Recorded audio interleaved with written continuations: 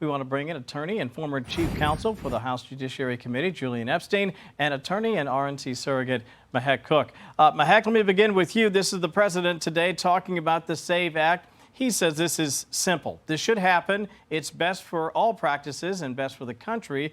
Listen to the president, get your reaction on the other side. I'd love to use the filibuster. The SAVE Act is very important. Voter ID, I mean, if you look at it, no mail-in voting, and you have to have proof of citizenship. Everybody wants it. Everybody doesn't want it, but a whole lot of Americans want it. In fact, if you look at some of the polling, Mahek, I think the president's on pretty solid footing there. In fact, I have a graphic. I want to show you this. This is when I tell people this has broad support. This is where I get that from. Look at the numbers. 83% total Republicans, 95% Democrats even. Democrats, 71%. What do you make of it? Well, that means that the majority of Americans absolutely support President Trump. We don't want our elections stolen. And the only people that are grandstanding today and stonewalling this process are Democrats that hold power. And let me explain why. President Obama actually deported 3.1 to 3.2 million illegal immigrants out of our country. And he did that because he believed in enforcement and protecting Americans. Today, Democrats don't believe in our election system. They don't want to actually trust the American people. They don't want to verify citizenship. What they care about is power. And that electoral map, Kevin, when you look at voting today, we count individuals one by one in the census. We don't look for citizenship. So what Democrats want is to continue to increase power, to create more seats, because this impacts the House and electoral votes. That's the only way that Democrats can win national elections today. Without this, without the power, without the control, and without the importation of illegals actually counting, they will never win a national election. And what President Trump and most Americans are demanding is to stop the fraud on every level, from our elections all the way to our welfare systems. And Democrats are refusing to comply. And this is, again, another midterm issue. They're going to lose because they're holding Americans hostage. I'm glad you said midterm issue, because I think, Julian, and you're our Democrat whisperer. You're the one who lets us understand how they're thinking. I find it, frankly, impossible to believe that they really don't understand why so many Americans really do want voter ID. Let's just make it fair and let the battle of ideas win. But I think Mahek really nails it when she says this is a midterm issue for the Republicans, I think, to lean into. And if the Democrats can't push back and maybe defeat this, they could be in trouble down the line. Well, she's right, and you're right. On the politics, the Democrats are on the wrong side of this issue. This is a 70-80% issue, so there's no question about that. On the merits, I think there's a strong case for voter ID, not just for election purposes, but for our physical security. You can't say 10 million people come in, 10 million illegals come in under the last administration. We have no idea who they are. And we're facing all kinds of new asymmetric threats with biologics and terror cells coming into the country.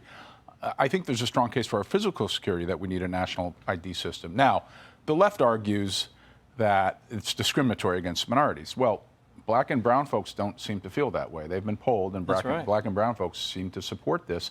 And the evidence of discriminatory effect in elections is rather thin. The one thing I will say to Republicans, and the National Review and other conservatives have made this point as well, is there's a boomerang effect. If you try to nationalize elections, that what's going to happen the next time the Democrats are in control is they're going to do a lot of things that you don't like. A smarter approach for Republicans, Kevin, I think, is to sponsor referenda, because this is such a popular issue. Sponsor referenda at every state and get every state to adopt it. That might be smarter, so you don't get into this boomerang effect problem. That's actually pretty solid advice right there. Let me get you both very quickly, about 30 seconds each. Mahek, I'm going to get your thoughts on ICE. Again, this is from the New York Post, how Democrats' impossible ICE demands will grind enforcement to a halt. Some of their proposals seem part of a larger plan to shut down ICE itself, to defund ICE in effect.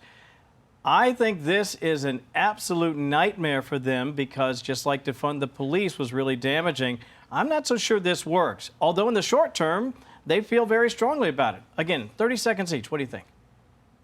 Well, I don't think Democrats did an autopsy on the last election. This is just like defund the police, but it's worse because you're actually defunding FAA, air traffic control, and so much more. Democrats are not negotiating in good faith, Kevin, and unfortunately for them, they're in a hole. The DNC is at a $17 million deficit. The RNC has fundraised $95 million. So this is a fundraising mission, but I promise you the American people will not be following for another shutdown or to stop ICE from enforcing the law. This is what 77 million people voted for.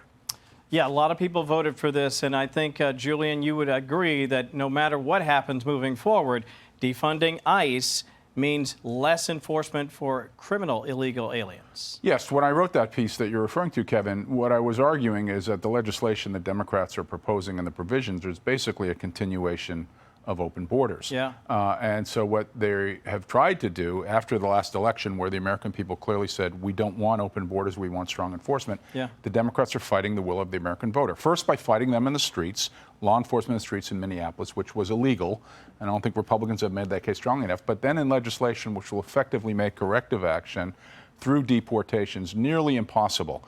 So it's a continuation of the open borders policy. It's totally contrary to what the American voter has demanded. That's right. And it's bad politics. And a great piece, by the way, in the New York Post. Thank If you you. haven't checked it out, check it out. Julian and Mahek, thank you both. I appreciate that.